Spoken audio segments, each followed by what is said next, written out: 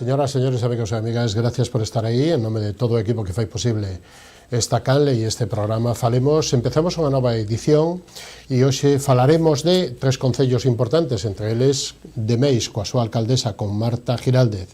Estaremos tamén en Marín, coa súa alcaldesa con María Ramallo.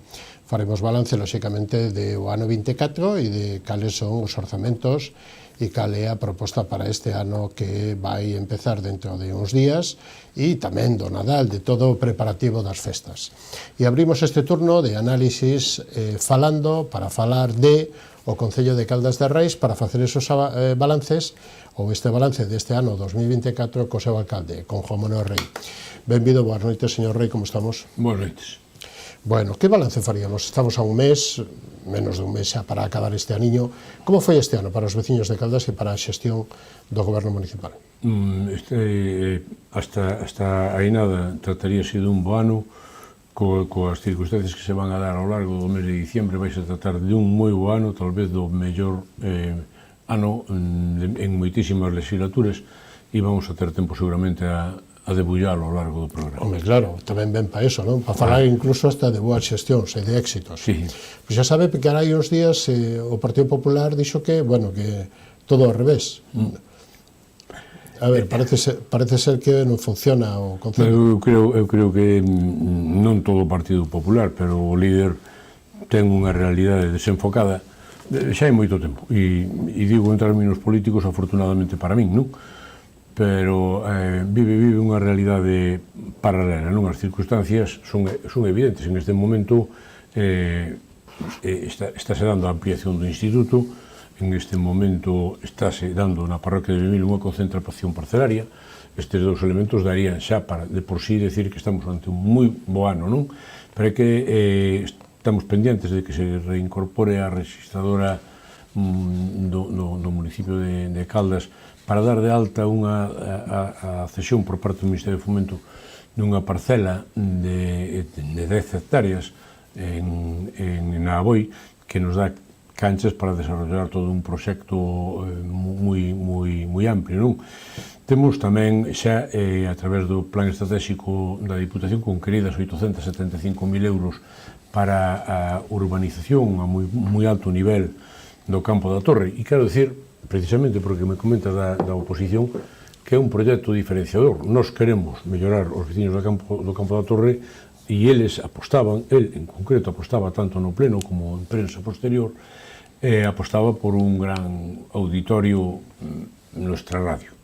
Nós queremos axudar a xente e vamos a apostar por este tema no Campo da Torre, que é un dos lugares emblemáticos do municipio, pero tamén estamos falando de que hai para realizar ao longo do inicio da primavera. Eu, de feito, irei a semana que ven a Madrid para axilizar o máis que poida esta inversión. Hai unha inversión de máis de 3 millóns de euros na 640, que abarcaría todo o municipio. Sin rematar o mes de diciembre, se non estará concluído moi adiantado, ou habrá un novo centro da terceira idade, con un alquiler con opción de compra, con 400.000 euros de compra, unha compra da que estamos moi orgullosos. E, por certo, que os temos que gastar porque o líder do Partido Popular, que no seu momento era o líder de Independientes, se negou a ceder o local do mercantil para uso público, que todo o mundo en Caldas entendería que sería o seu. Está privatizado, de feito, en algo que non correspondía. Nós tuvemos que ir á merca deste local precisamente por non haber podido acceder a isto, a pesar dos intentos reiterados por parte deste alcalde en facer deso algo público, que eu creo que, dadas as circunstancias que se viñeron dando ao longo do tempo, era o que preveían os seus fundadores. Os seus fundadores non preveían para nada o uso que está tendo neste momento. Xa. Acaba de mencionar vostede digamos que a dotación para 640 e, sin embargo, o que se queixa o Partido Popular e o que se queixaba o señor Fernando Pérez, o señor Pérez, era que vostedes non facilitan información do trazado nin da variante.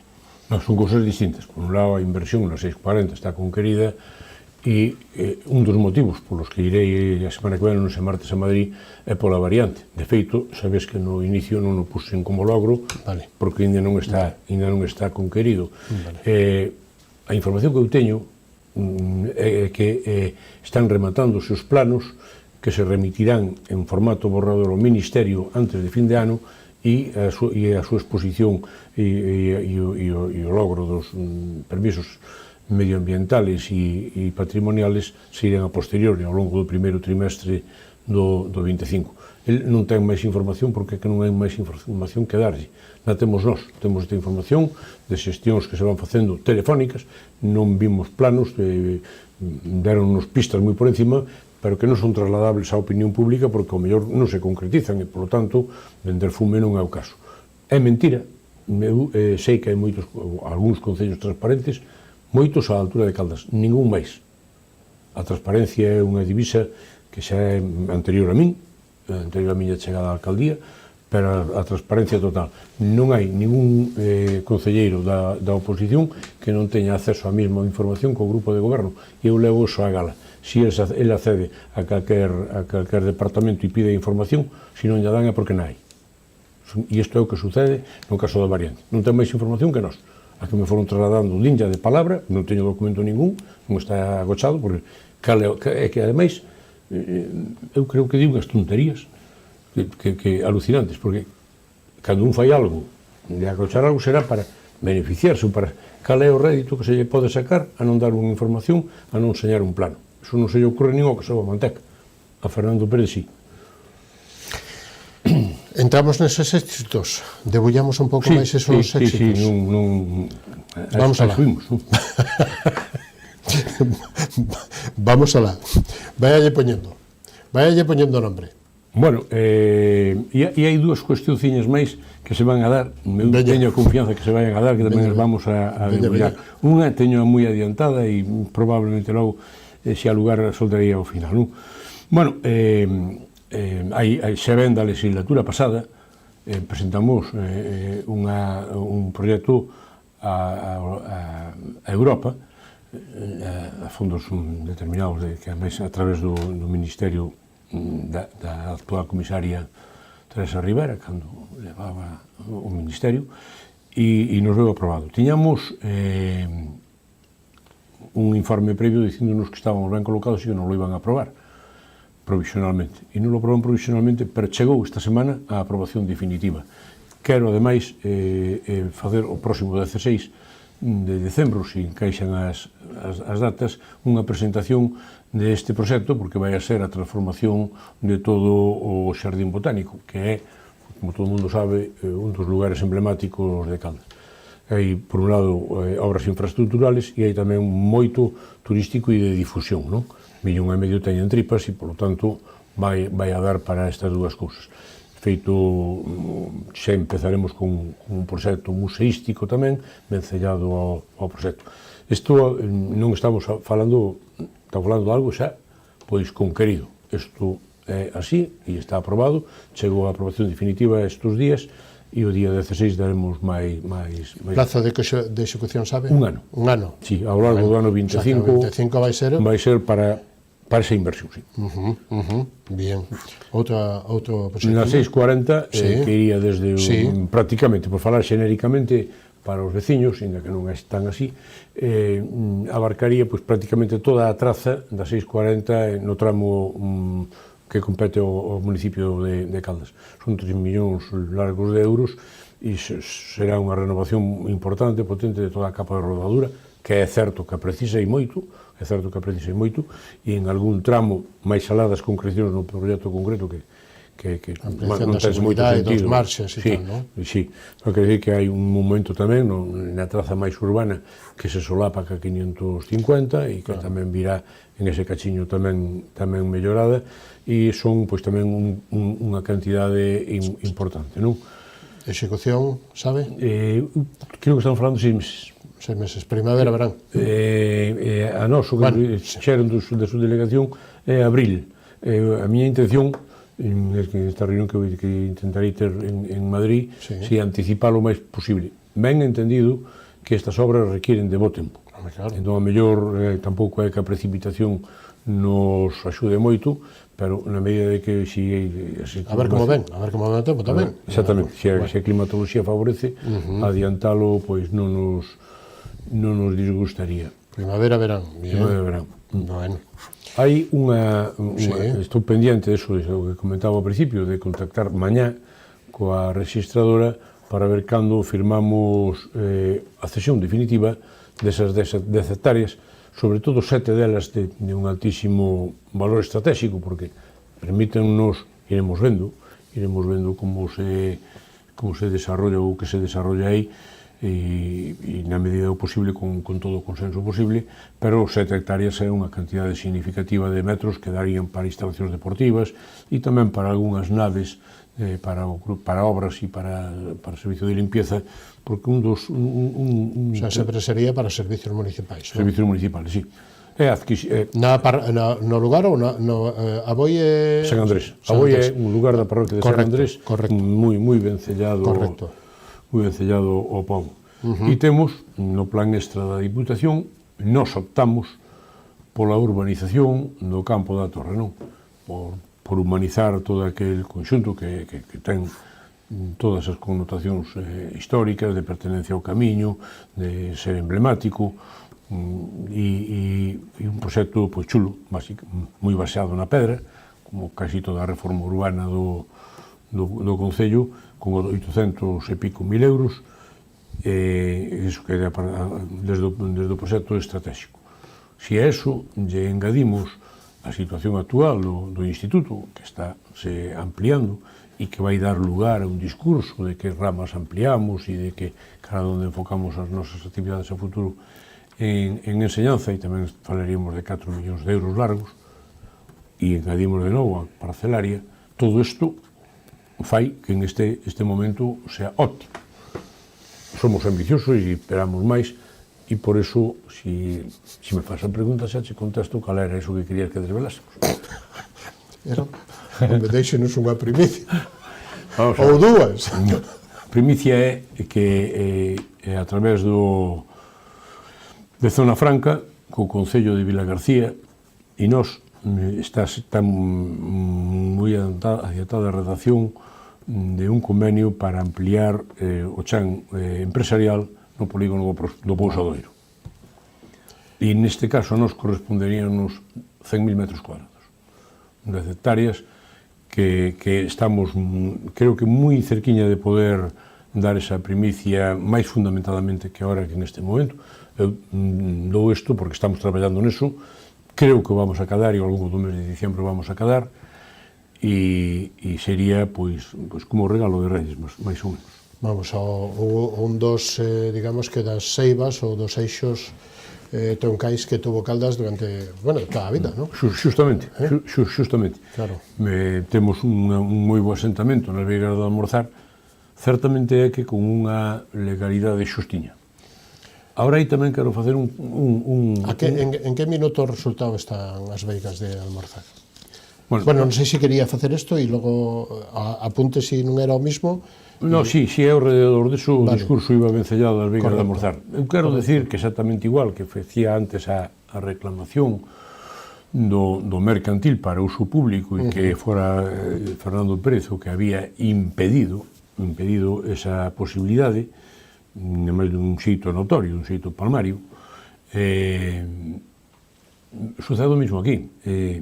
As Veigas de Almorzar é moi anterior á democracia, e todos os que fomos chegando á alcaldía en democracia, pois fomos asentando na medida posible ali, con moitos riscos xurídicos personales. De feito, tuvamos que ir diante do xuez a explicarlle unhas das cousiñas que se foron facendo, e que, gracias a Dios, pois o xuez entendeu-nas ben, porque senón estaríamos noutra situación.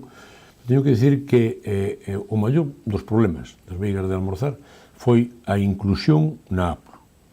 E isto, como está recollido en actas plenarias, o único responsable de inclusión, o único responsable de inclusión das Veigas de Almorzar na APRO é Fernando Pérez.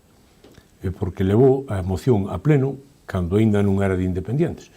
Cando estaba na plataforma, todavía? Sí, cando ainda era na intimidade de esquerdas. na intimidade, moi intimidade, eso non o precisei nunca. Pero cando ele se identificaba de esquerda na intimidade, levou a pleno en dúas ocasións a pertenencia ao APRO. Hai que dicir que en aquel momento, na primeira vez, non chegaban o 5% dos municipios de Galicia que perteneceran a APRO. Inda hoxe non chegan ao 30%, ou están aí no entorno do 30%, un de cada tres, un pouco menos ainda. E en ese primeiro intento, ele era independiente, non se leu adiante. Incluso o Partido Popular votou en contra desa proposta. Pero traballou o tema e traballou o tema... Falando de máis de 20 anos, non? Por aí. Non, 18 anos fomos que fago 16. 16, en diciembre fago 18 anos de alcalde. 16 anos. Sí, 16, 15, 16 anos. Nun segundo intento comezou o Partido Popular e o Partido Popular vota a favor tamén, éramos a lista máis votada, pero non éramos maioría absoluta, e se incluye na APRO. Eso foi un antes e un despois, porque a máis xenerou agravios comparativos. Agravios comparativos que hai multitude de povos donde a APRO non interviña, que teñen asentamentos exactamente igual de alegales, que non ilegales, de alegales, cos nosos, coa ventaxa competitiva de que os seus empresarios non pagan sancións. E os nosos sí que teñen que repercutir nos seus produtos. Entonces, ese error que efectivamente é así porque é demostrable, teno que cargar Fernando Pérez no seu debe.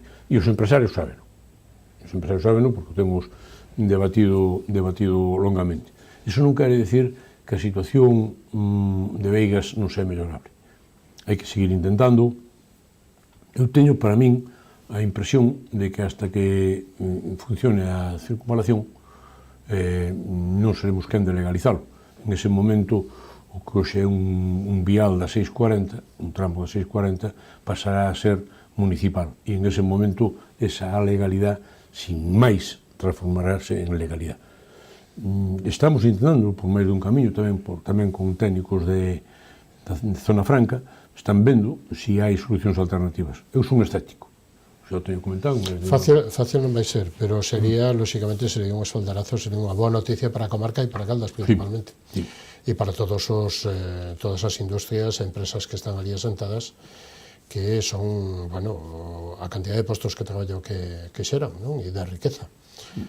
Sí, vamos a ver, con respecto aos postos de traballo que dix, que tamén, pues, decía, dinme que decía Fernando Pérez na última intervención, nós estamos disfrutando en este momento dunha escola taller. E xa nos ten avisado, hai meses, que o próximo ano na teremos, en base a que dispoñemos de unha situación de paro óptima. E o digo os dele, non o digo eu, digo a Xunta, non? E eu, inda que me moleste moito non ter unha escola taller, se ese é o criterio e ese é o criterio que se aplica, non teño nada máis que aceptalo.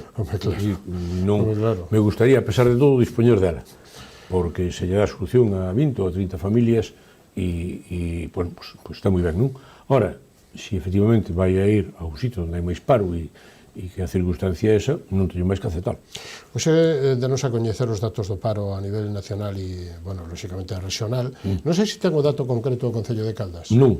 Bueno, pois eu tampouco. Bueno, o próximo día. Non o teño e debe ser das primeiras veces que non o teño en tempo real, porque esta mañá tive unha circunstancia médica e non estuve no despacho. Bueno. Xa yo contaremos cando teñamos. Mañá non damos. Sí, seguramente malo non será.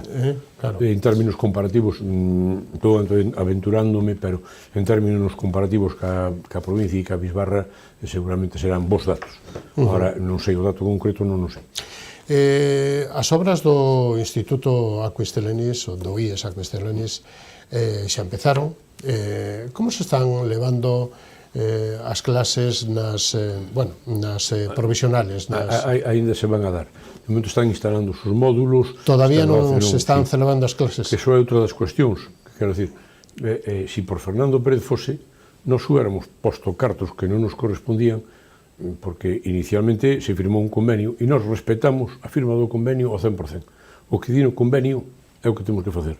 E hubo sempre moita controversia. Si o Concello le pone trabas, non, o Concello respetou la fiscalidad, la paga del tema del licio, la posibilidad de negociar ca finca de María Arecha, a posibilidad de negociar, non de pagar de nós. Son cosas distintas. Nós anticipamos a xestión, acercamos os que tiñan que xestionar o tema, facilitouse a empresa todo aquilo que nos foron pedindo e todo se facilitou. El iba por dicindo que nós que lle poñíamos trabas, ninguna traba, feito é que están nelo, non? Sucede igual co centro médico, que tamén está encallado, e hai tamén un borrador de convenio que respetamos ao 100%. Pero as aulas, digamos que as aulas móviles, sí.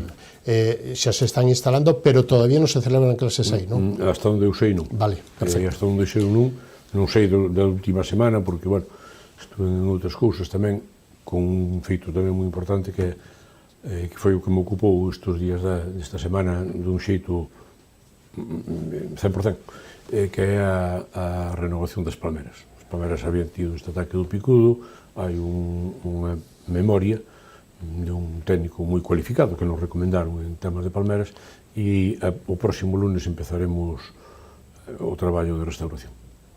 Se van a poñer palmeras de outras variedades? Sí, vamos a ver.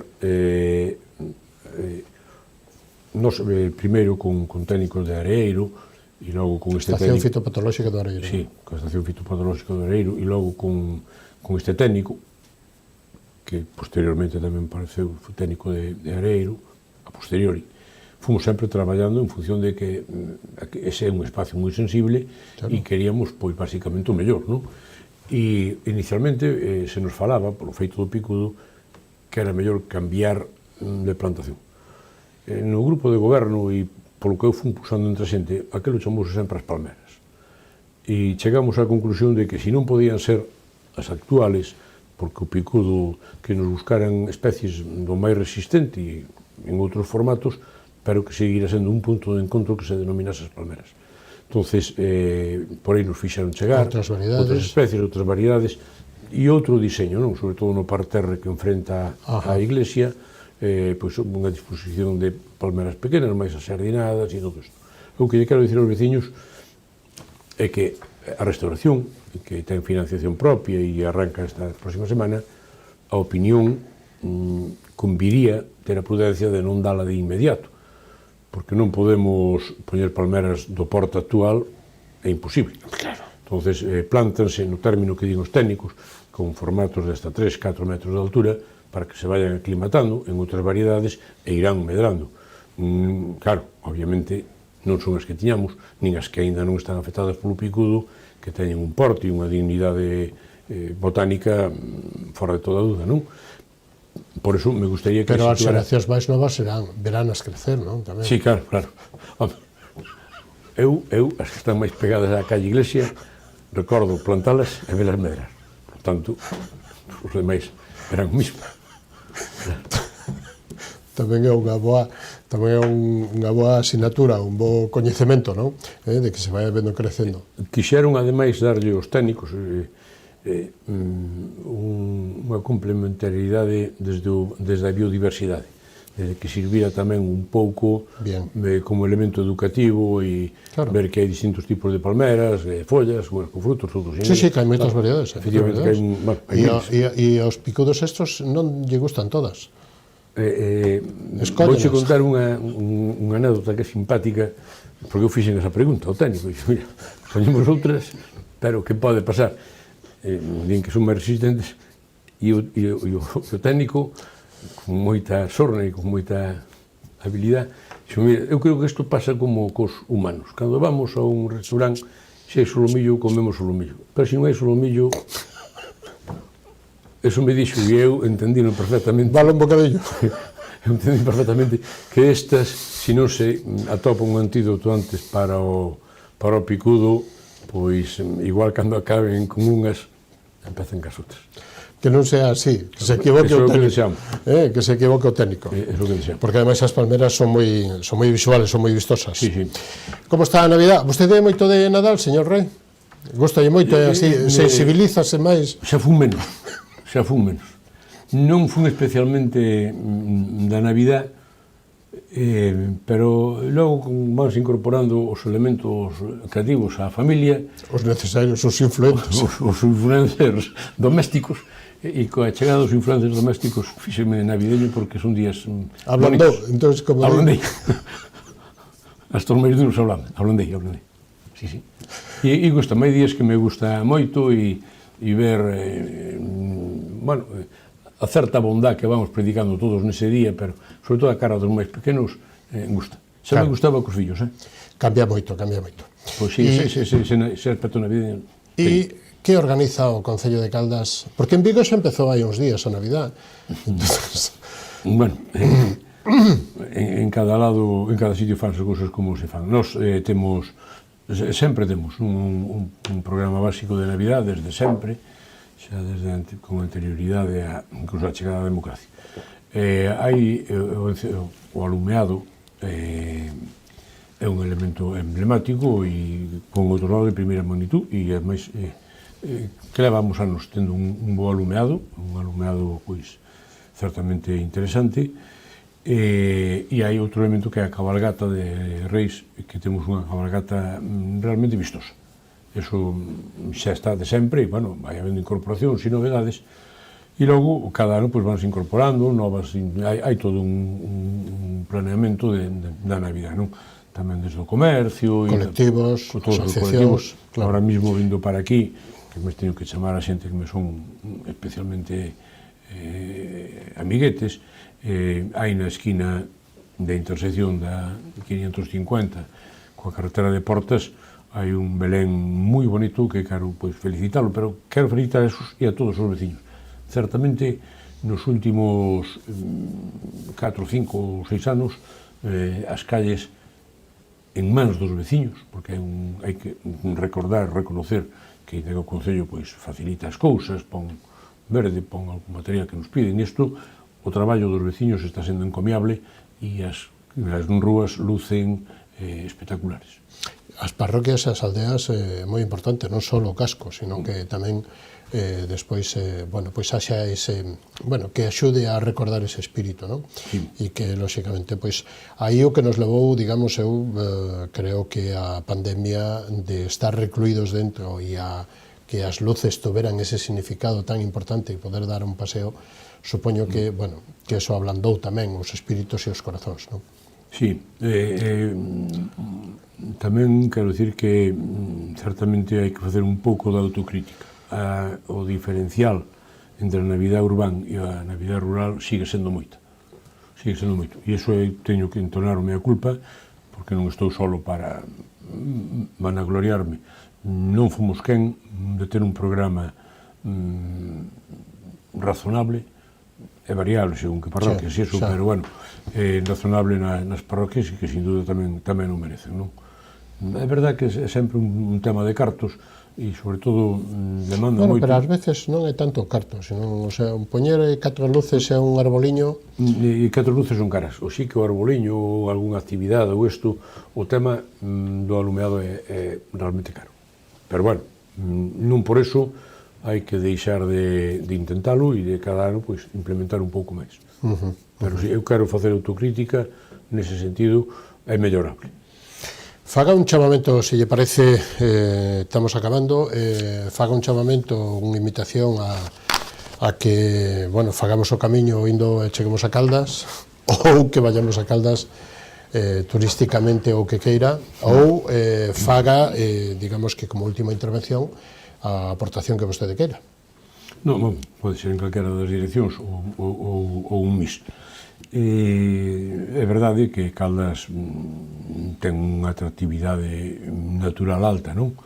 De feito, esta mañá comentaba o concelleiro que estamos falando de 150.000 visitantes este ano, non? É unha cifra potentísima da que temos que estar orgullosos e moi satisfeitos.